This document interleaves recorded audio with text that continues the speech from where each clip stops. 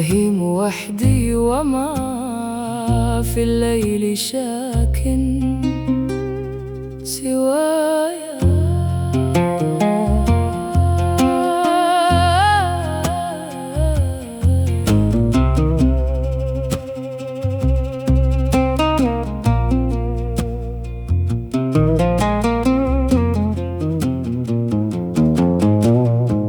أصير الدمع لحنا وأجعل الشعر نايا، وهل يلبي حطام أشعلته بجوايا، وهل يلبي حطام أشعلته بجوايا.